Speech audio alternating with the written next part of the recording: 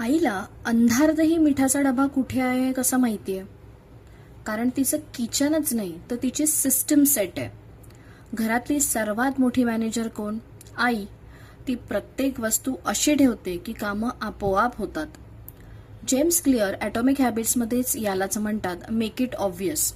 म्हणजे सवय इतकी स्पष्ट करा की ती टाळणं कठीण झालं पाहिजे. जर समोर वेफर्स असतील तर आपण वेफर्सच खाणार, पण जर आईने सफरचंद कापून ठेवली तर मात्र आम्ही सफरचंद खाणार. वाचनाची सवय लावायची आहे तर मग पुस्तक कपाटात नाही, उशी शेजारी ठेवा. सकाळी पाणी प्यायचंय तर रात्रीच तांब्या भांड भरून बेड शेजारी ठेवा. सवयी इच्छाशक्तीने नाही तर वातावरणाने तयार होतात. आज तुम्ही तुमच्या वातावरणात कोणता छोटा बदल करणार हे जाणून घेण्यासाठी आजचा व्हिडिओ नक्की पहा. आज संध्याकाळी 7 वाजता सोल डायरीज बाय मधु यावर.